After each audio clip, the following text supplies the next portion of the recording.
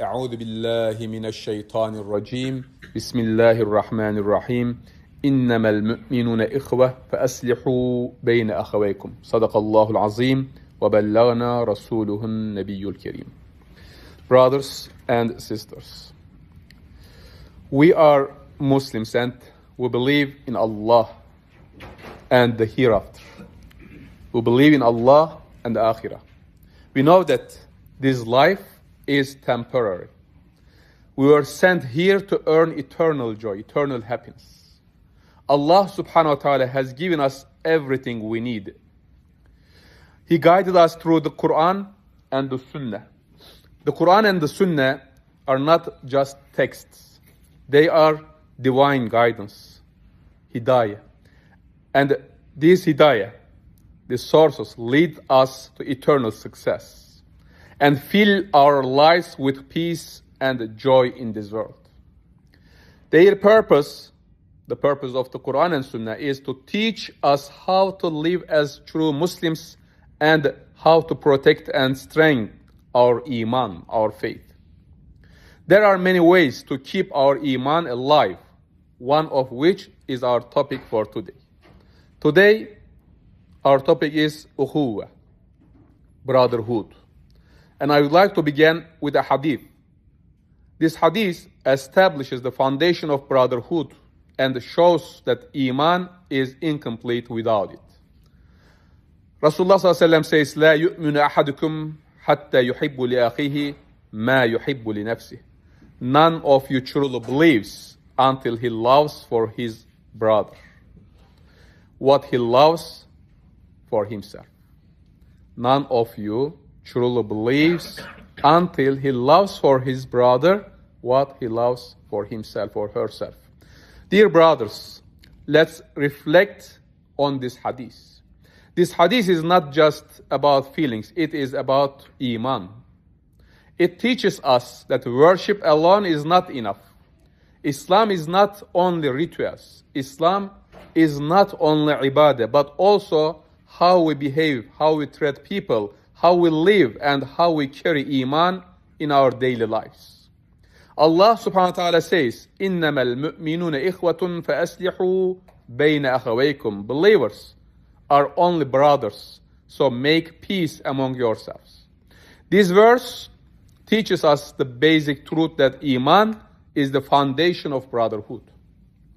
When we say La ilaha illallah, we are not only connecting to Allah, we are connecting to every believer in the world. This is not a normal relationship. This is a sacred bond. Rabita ma'anaviyya, rabita imaniyya. Our nationality, our race, language, all temporary. But Iman, it connects us forever, even in Jannah. Brothers, brotherhood is not just kalam, is not just words, is not just slogan. Brotherhood is sacrifice, is sincerity, is muhabba. Look at the example of the Prophet ﷺ. When he migrated the hijrah from Mecca to Medina, he did two things first. Two things. The first, he built the masjid. And the second, he established brotherhood between muhajirin and ansar. He paired them one by one and said, you are now brothers in Islam. One of the Ansar, for example, Sa'd ibn Rabi radiallahu anh, said to his brother, Abdurrahman ibn Auf, Muhajir, I am the richest among the Ansar, he said. I will divide my wealth in half with you. Brothers, reflect on this. This is not just talk. This is Iman in action. They shared their homes. They shared wealth. They shared their lives. Why? Because the muhajirin, they left everything behind. Their homes, their wealth, their families, just to protect their Iman, just to protect their Islam. This is the highest level of brotherhood in history. Brotherhood in Islam is not just words on the tongue. It must be lived through the actions, like Sahaba. Islam teaches us that true Iman is connected to how we treat others, even our neighbors. Rasulullah ﷺ said, لَيْسَ الْمُؤْمِنُ الَّذِي يَشْبَعُ وَجَارُهُ جَائِعٌ. He is not a true believer whose stomach is full while his neighbor is hungry. We cannot consider a person a true Muslim if his stomach is full, but his neighbor is hungry beside him.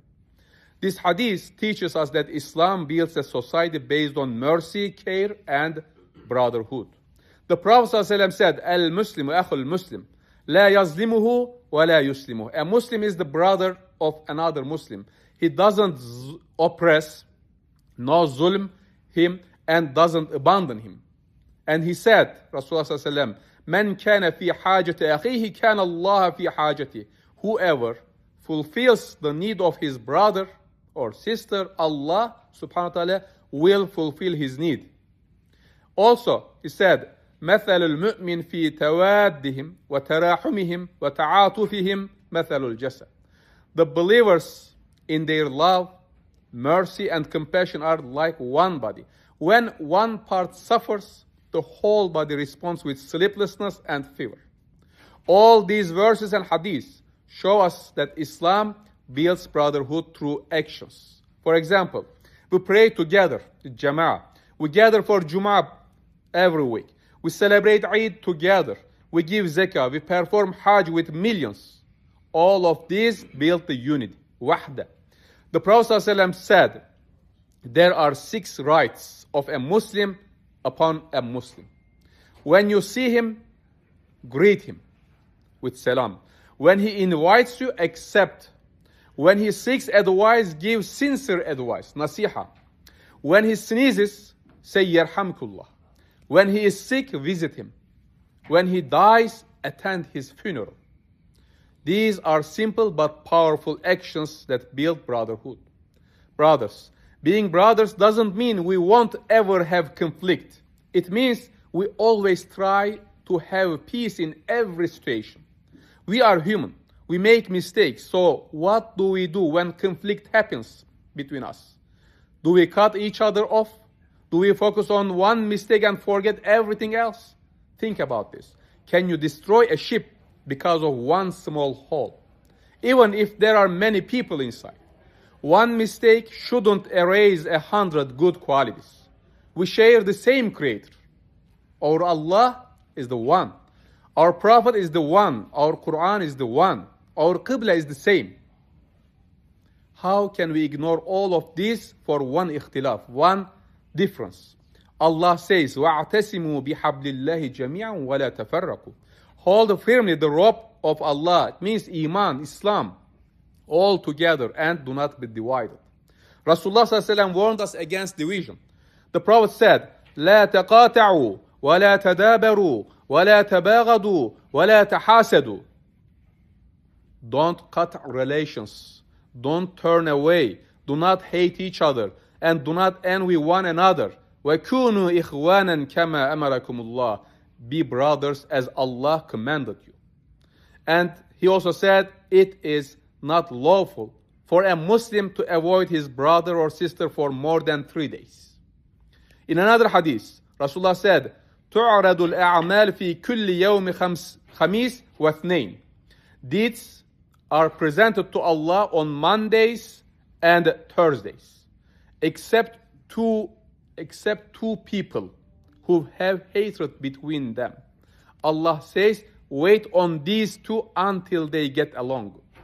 Brothers, imagine this. Your sins or mistakes are ready to be forgiven, but because of hatred in your heart, Allah delays your forgiveness. Allah and His Messenger want us to be united and brotherly. Shaitan wants to divide us. He uses jealousy, arrogance, booze, hatred. So what should we do? Make dua for your brother in his absence. Defend his honor. Prefer him over yourself is ithar. Have a good opinion, husnul zan. Forgive him. Brothers, let's ask ourselves, do I truly love my brother what I love for myself?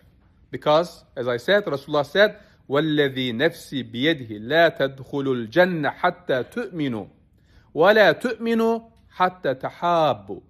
By the one in whose hand is my soul, by Allah, Rasulullah says, you will not enter Jannah until you believe. And you will not truly believe until you love one another.